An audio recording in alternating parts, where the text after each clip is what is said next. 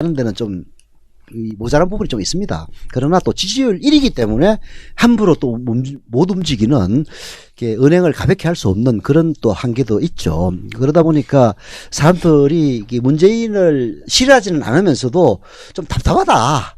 아우 그냥 확 그냥 박근혜 하고 싶은데 그런 얘기를 못 하니까 이제 답답한 마음을 사실 이재명 시장이 채워지기 때문에 지지율이 올라가고 있다 이런 분석은 했는데요. 그 얘기가 뭐 근본적으로 틀렸다고 생각하지는 않습니다만은 그러나 이제 뭐 안철수를 추월하는 것은 물론이요.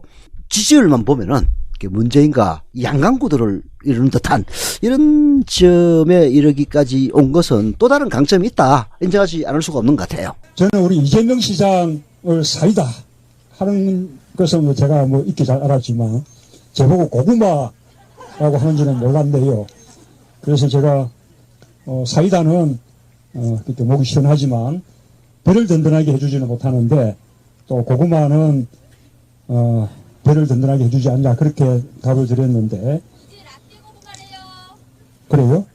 이제 사이다 고구마 그죠? 이게 사이다만 마시면 또 배가 고프니까 또 고구마도 함께 먹고 고구마만 먹으면 목이 메이니까 또 사이다도 함께 마시고 그러면 좋겠죠. 예, 그렇게 사이다와 고구마 우리 함께 해 나갈 겁니다. 그죠. 저는 뭐 입에서 말했지만 이재명 시장이 사리에 밝고 그리고 메시지도 잘 전달하고 행정 능력도 인정받았고 그런 강점들이 투영됐다고 봐요. 그냥 뭐 촛불 앞에 선두에서 서서 뭐 연설을 잘했다, 뭐 앞에 레디컬하다 그런 것 때문이 아니고 그런 이 사람의 휴먼 자체, 인간 자체의 강점이 이제 부각이 되고 있다. 뭔가의 강점이 있다는 것은 뭐 이론의 여지가 없는 것 같아요. 앞장서서 잘 됐다면은 쇠고기 정국 그 이후에 또 뭐가 있었죠? 세월호, 그 다음에 한진, 뭐, 이런 사태에서 앞장을 섰던 분이 한 분 계십니다. 그죠. 정동영 의원이라고. 근데 그분은 크게 빛을 못 봤어요. 물론 한번 심판을 받았던 사람이다라는 그 한계는 있습니다만은, 이게 어디 가가지고 앞장선다고 해서 꼭 잘 됐다는 보장은 없다. 이런 얘기를 이제 정동영 의원과 이재명 시장을 비교하면은 이제 드러나는 건데요. 그러나 또 한편으로는 그런 강점을 평가절하할 수 있는 요소들도 많이 있긴 합니다. 예를 들어서 말 잘하는 거는 출신 성분이 그래서 말 잘한다. 쉽게 얘기해서 말 잘하면 공산당이란 그 얘기도 있습니다만은 대단히 좀 급진적인 진보 좌파 출신이다. 이런 얘기는 또 이재명 시장이 갖고 있는 강점이면서도 약점으로 지적하는 사람들도 많이 있거든요. 그러다 보니까 말을 잘하게 됐다. 이런 식으로 또 폄하하는 사람들도 있더라고요. 이재명 시장이 그 말을 좀 과격하게 하고 실언이 많다. 그런 거는 제가 봤을 때 인터넷에서 짧게 무슨 어떤 특정한 장면을 잘라서 유포를 시켜서 그렇지 이분이 이제 성남시장 나갔거나 다른 데서 토론하는 거 보면 그렇게 뭐 실언하는 스타일이 아니에요. 말 잘해요. 네. 그게 이제 무엇보다도 말을 잘한다는 게 아니라 아까 2부에서도 말 잘한다는 부분에서 얘기를 했는데 말의 스킬이 좋은 사람이 있습니다. 그런 대표적인 사람이 이해훈이라든지 전역 같은 사람들이 이 스킬적으로 말을 잘해요. 난 전역하고도 옛날 2000 몇 년도에 한번 토론한 적이 있는데 굉장히 말을 잘합니다. 근데 이제 그런 스킬은 한계가 있어요. 근데 사람의 심금을 울리려면은 그 스킬에 진정이 들어가야 됩니다. 그게 이제 노무현 대통령이 사실 그렇죠. 나중에는 이제 대통령 되고 나서는 하도 연설을 많이 해서 그런지 진짜 연설 잘하셨거든요. 그런데 그 후보 시절에 혹은 그 이전을 보면요. 그 진정성 때문에 전체가 좋아 보여서 그렇지 전반적인 연설 스킬 면에서 보면은 미숙한 점이 한두 가지가 아니었어요. 그래서 말을 잘한다는 것에는 반드시 이 진정성이 이제 포함이 돼야 되는데 이재명 시장은 뭐 단순히 말을 잘하는 정도가 아니라 최소한 자기가 경험한 부분에 대한 진정성은 존재한다. 이런 믿음을 줄 수는 있죠. 근데 이제 반해서 지금 이제 2대 약점으로 거론되는 부분들 여자 문제 그리고 가족 문제 이 두 가지 문제에 대한 대해서도 또 호불호가 극명하게 엇갈리는 것도 사실입니다. 근데 그 두 가지면은 저도 좀 이분한테 관심 많아가지고 그런 것들을 보고 또 해명도 들어봤는데 두 개 다 이해가 돼요. 그래서 제가 그 어떤 뭐 그분을 둘러싼 추모 문제는 별로 뭐 마이너스 안 될 것 같다라고 저는 생각합니다. 이제 거기에 대해서도 의견이 엇갈리죠. 이미 이재명 시장이 성남시장이 되는 과정에서 그게 아마 좀 국정원이 개입했지 않느냐 이런 의심마저 하는데 그때 뭐 이상한 녹음 파일 같은 걸 막 뿌리고 이런 과정에서 정상적이진 않았어요. 여하튼 이제 그런 과정을 통해서 이미 심판을 받았기 때문에 뭐 사실 앞으로 큰 문제가 안 될 것이다 이렇게 보는 시각들이 있습니다. 그건 또 어느 정도 사실이긴 해요. 전혀 모르는 이상한 희한한 폭로가 나오면은 그게 데미지가 되는 거지 알려진 악재는 악재가 아니다 뭐 이런 얘기는 있거든요. 근데 이재명 시장은 지금 문재인 전 대표하고의 차이가 사실은 좀 이렇게 의미가 없다 싶을 정도로 뭐 문재인 전 대표가 굉장히 많이 올라가긴 했는데 최근 어제 여론조사는 26%까지 나왔어요. 그러니까 차이가 나긴 하지만 실제 경선을 붙으면 어떻게 될지 모르겠다. 그건 문재인에게도 좋고 이재명에게도 좋은 겁니다. 그죠. 그리고 이재명 시장의 그 그룹은 경선 전문가들이 워낙 많기 때문에 실제로 붙으면 어떻게 될지 모르겠다. 옛날 정동영 의원이 이 대통합민주신당에서 후보가 될 때 그때 적극적으로 플레이를 했던 사람들이 상당수 이재명 시장의 희화로 들어갔다 이런 이야기가 있는데 뭐 제가 확인한 바는 아닙니다.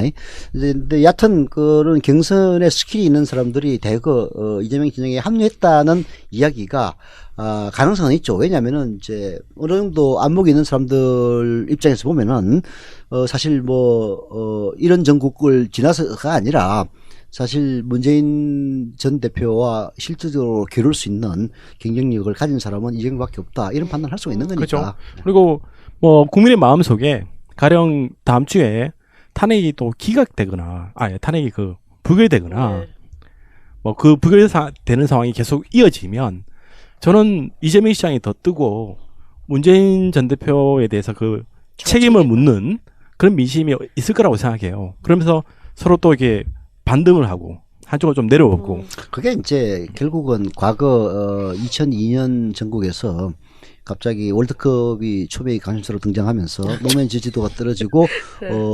정두원이가 아니고 정몽준이 지지도 올라갔던 거하고 이제 비슷한 건데요. 근데 그때 그게 결국은 노무현에게서 떨어져 나가는 지지가 정몽준으로 갔기에 망정이지 이해창은 들어갔으면은 선거는 이길 수가 없었죠. 마찬가지로 이런 전국에서 문재인에 대해 지지가 빠져가지고 그게 뭐 반기문이 간다든지 하면 이제 안 좋은데 든든한 유위 그룹이 있을 때의 장점은 이제 과거에는 그걸 박원순 전 시장이 현 시장이 참 그 역할을 했어요. 문재인이 떨어지면은 박원순이 올라가고 문재인이 올라가면 박원순이 떨어지는 이런 이제 관계가 있었거든. 이쪽은 이제 뭐라고 해야 되나 뭐 대체제인가 경쟁자가 잘 모르겠다. 하여튼 경제 문제는 제끼고 그런 관계였는데 그 역할을 이제 이재명 시장이 하고 있는 거죠. 그래서 이거는 뭐 물론 이제 당장 지지도가 문재인의 지지도가 좀 떨어져 나가야 이제 이재명이 올라가는 이런 측면도 있기 때문에 서로 좀 불편한 것일 수는 있는데 대국적인 게 이제 보면은 서로의 지지율을 지켜주는 그런 결과를 초래하기 때문에 좋은 거죠. 한마디로 얘기하면 나쁜 거 절대 아닙니다. 그러니까 민주당은 창당 이래 가장 좀 안정적인 상황으로 지금 가고 있는데 그래도 지뢰밭은 있죠. 저는 그 중에 하나가 이재명 시장이 굉장히 높은 지지를 받고 있는데 비해 원내에 자신을 지지하는 의원이 없다는 거는 저는 나름 좀 위험하다고 생각해요. 그거는 이제 위험하다기보다는 이재명의 한계라고 봐야 되겠죠. 아니 그러니까 당연히 지금 이재명 입장에서는 뭐 자신의 개파가 없으니까 근데 국민의 지지는 높고 근데 이런 게 당내에서 이제 갈등의 소지가 돼가지고 서로 막 불불 끓으면 이재명 시장 입장에서는 후보 입장에서는 억울을 하겠죠. 나 도와주는 의원이 없어서 내가 이렇게 당하고 있는 거 아니야? 라는 생각을 가질 수 있죠.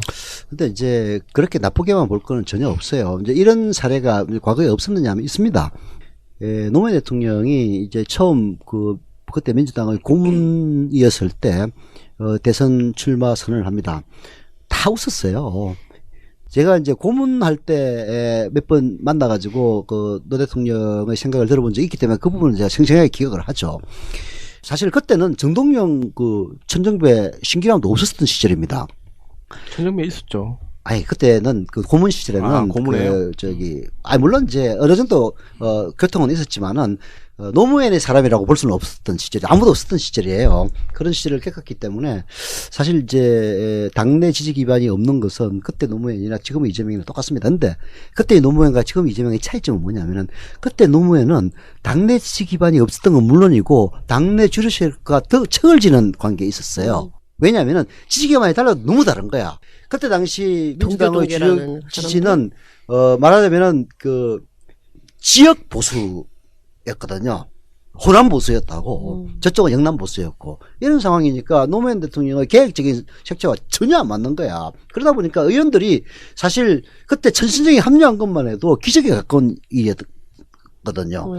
그래서 노무현 대통령은 당내 지지감이 없어가지고 굉장히 어려움을 많이 겪었습니다. 근데 지금은 지금 물론 이제 친문 패권주의란 그런 비아냥이 나올 정도로 지난 그 총선에서 문재인 사람들이라고 생각되는 사람들이 대거 당선된 건 사실이죠. 그것도 따지고 보면은 사람들이 괜찮아서 된 건데 결과를 놓고 와가지고 이제 박근혜가 그 짓을 하니까 문재인도 그랬을 것이다라는 이제 측면에서 친문하는데 문제는 그 사람들이 문재인 의원을 지지를 하지만은 예를 들어서 이재명이 앞서 나간다면은 그렇다고 척을 질 사람들은 전혀 아니죠. 이런 거는 굉장히 큰 차이입니다. 그래서 지금 당장 지지도를 확산시키고 내가 집권했을 때 당도 이렇게 나를 따라줄 것이다. 이런 걸 보여주는 거하고 안 보여주는 거하고 큰 차이가 있기 때문에 이재명의 지지도를 한 단계 더 끌어올리는 데는 큰 약점이에요. 자기를 따르는 사람 국회의원이 없다는 건. 반면에 이제 문재인 전 대표 같은 경우는 큰 강점이죠. 봐라, 내가 집권하면은 다 내 사람들이야. 그게 전혀 문제 없이 당정을 이끌어갈 수가 있어. 왜냐하면 당정이 삐걱거려가지고 학을 뜬 사람들이 노무현 지지자들이거든요. 그래서 그런 이제 약점 장단점으로 그런 될 수 있지만 그게 이재명이 맞이하고 있는 과거 노무현이 맞이했던 그런 정도의 어려움은 아니다 이렇게 볼 수는 있죠. 아니 이재명 시장이 만약에 경선에서 이기면 사실 노무현 코스프레라고 하면 좀 그렇지만 어쨌든 그런 상황에 몰릴 것이다 라는 예측을 할 수 있어요. 그때와 상황이 다르긴 하지만 오히려 그때는 노무현 후보는 당의 주류로부터는 배척받았지만 당의 밑둥 청년 당원들한테는 상당히 인기 있는 그리고 애정이 있었던 당에 대해서도 애정이 있었던 그런 분이고 이재명 시장은 좀 약간 당과는 약간 색깔이 좀 다르죠. 그래서 그런 면이 앞으로 어떤 리스크가 되겠다. 근데 이제 이재명 시장 쪽의 그룹에 경선에 뛰어난 선수들이 있다. 이 표현은 정말 대단한 선수들이에요. 경선이라는 게 룰에 따라 어떻게 적용되냐에 따라 결과가 달라지는데 그때 그 이재명 시장하고 같이 하고 있는 그룹은 아주 뛰어난 선수들이다. 근데 그분들의 능력이 발휘되기가 좀 어려운 게 이번 경선은 아직 룰은 확정이 안 됐지만 거의 안심번호제 갈 거예요. 안심번호제가 아직은 어떤 문제가 있는지는 파악이 안 돼요. 안심번호제로 가면 그 선수들이라는 게 예전에 이해찬하고 정동영 다툴 때의 그런 선수를 말하는 건가요? 결과론적으로 얘기를 하는데 이해찬 진영에서 만심해가지고 각 지역에서 이른바 국민참여 경선에 참여하는 신청하는 사람들을 지역 이른바 안배를 안 했어요. 예를 들어서 인구가 10만인 데서 국민참여 경선이 10,000명이 나온다면은 20만인 데서는 2만이 나와야 맞잖아요. 근데 동원력에 따라서 10만인 데서 10만이 나올 수도 있고 20만인 데서 10,000명이 나올 수도 있단 말이에요. 이런 문제에 대해서는 이제 나중에 난 이해찬이한테 직접 물어본 건 아닌데 당시 당연히 들려오는 얘기로는 그렇게 해도 자기들도 동원력에 자신 있기 때문에 절대 불리하지 않다 이렇게 생각하고 그 룰을 받아들였다는 거예요. 그런데 막상 까보니까 이건 정동영 동원력이 어마어마했던 거예요. 특히 국회 부의장 했던 이 뭐시기야 충청도에 그 양반이 동원한 거는 진짜 그냥 상상을 절할 정도였거든요. 좀 엽기적이었죠. 네, 이제 그래서 이제 했는데 그걸 나중에 다 알고 그 이후에는 이른바 그때 이제 정동영 의원을 지지했던 이른바 경선 전문가들이 정통이라고 불렸거든요. 정동영과 통하는 사람들이라는 이제 뜻에서 줄여서 정통인데 정을 통하느냐 이런 또 비난도 받은 적이 있죠. 여하튼 정통의 전문가들이 그다음 경선부터는 큰 힘을 못 썼다. 그런 걸 보면은 이제 이번에도 이제 적용되기가 쉽지는 않다 이런 전망이 나오긴 해요. 근데 문제는 여하튼 이재명 시장이 갖고 있는 경쟁력이 이 상상 이상으로 올라왔다. 이게 이제 불변의 사실이기 때문에. 그러니까 최영수 대표님이 금방 말했던 그게 전문 용어로 완전 개방형 국민 경선제 그 룰에 따라 했다가 완전히 박살이 나는 그 당시 친노 진영이 그러니까 이 룰을 어떻게 잡느냐에 따라 경선은 결과가 달라지죠. 국민의 지지도 사실 큰 관계 없이 그런 부분들이 이 선수들의 영향을 발휘할 기회가 있으면 충분히 뒤집어질 수 있고, 그건 제가 약간 이재명 시장이 좀 약간 폄하한 느낌 들어요. 근데 그런 거 빼고 공정하게 붙어도 이제 문재인 전 대표가 유약하다. 그래서 안 된다라는 소문이 확 퍼지고, 이재명 시장이 정말 메시지도 명확하고, 저 사람 되면 지난 10년간 적폐를 완전 작살내겠어. 라는 신뢰가 생기면 결과가 바꿔질 수가 있죠. 사실 이제 요즘 이렇게 그런 얘기 많이 돌아요. 근데 그게 말하자면 성급한 결론입니다. 그게 이제 지지도 변화를 쭉 보면요. 문재인 대표가 어떤 측면에서는 막 1위를 달리다가 이게 영원히 1위를 갈 것 같아요. 그런 상황에서 보면은. 근데 갑자기 훅 떨어져 가지고 심지어는 박원순에게 밀린 적도 있습니다. 그래요? 그럼요. 그렇죠. 그런 경우 있다가 또 올라가고 이제 1위 돼가지고 결국은 지지도라는 거는 추이를 봐야 된다. 두 번째는 제일 중요한 건데 장기를 봐야 됩니다. 그런 측면에서 보면은 이제 이재명 시장은 아직까지는 성급하게 얘기할 단계는 아니에요. 말하자면은 이제 이재명 시장은 거의 뭐 그런 사람이 있는가 없는가에 출발해가지고 한 4, 5%대를 쭉 유지하다가 이번 이제 촛불 전국을 맞이해서 급속하게 치고 올라와서 이제는 문재인을 위협할 정도까지 온 겁니다. 그래서 앞으로 이것이 계속될지는 조금 더 지켜봐야 되기 때문에 지금 이제 현 상태를 놓고 이재명 시장의 앞날에 대해서 너무 과도하게 평가할 필요는 전혀 없다고 생각해요. 잘 되든 못 되든. 이거는 이제 우리 유권자 입장에서는 즐겁게 보면 되는 겁니다. 두 사람은 합이 올라갈수록 좋지, 나쁠 건 전혀 없어요. 예를 들어서 심지어는 노무현과 정몽준도 합이 올라가니까 결국 이겼는데 그건 서로 극과 극으로 다른 사람이란 말이에요. 근데 이재명하고 문재인은 극과 극으로 다른 사람이라고 볼 수는 없거든. 성향과 취향의 차이는 있지만은 뭐 결과적으로는 크게 보면은 큰 틀에서는 비슷하다고 봐야 되는데 이런 두 사람이 잘 나가면은 우리 입장에서는 즐겁게 봐야 될 일이지 이걸 가지고 너무 한 사람에게 과도한 평가를 해가지고 서로 뭐 유시민 전 장관이 그랬다고 이게 이제 싸우지 마라 라는 얘기가 바로 이런 데서 적용이 된다고 봅니다. 그래서 너무 과도하게 좋아할 필요도 없고 너무 과도하게 비관할 필요도 없는 그런 상황이기 때문에 아마 지금이야말로 아까 뭐 민주당이 굉장히 안정됐다고 그랬는데 사실 민주당이 안정될 수밖에 없는 게 후보자들 보세요. 다 괜찮은 사람들이에요. 심지어는 매우 낮다고 평가받고 있는 안희정도 괜찮은 사람이야. 누구라도 평가를 하거든요. 그럼 누가 엎어지면 누가 올라오고 이게 딱 구조가 짜여 있는 거야. 그러니까 당이 크게 주자가 바뀐다고 해서 흔들리는 거는 과거 민주당에서 아주 지겹도록 경험해 봤잖아요. 지금은 누가 바뀌어도 사실은 비슷한 이제 그런 행세가 더 큰 영향을 주고 있다고 봐야 되겠죠.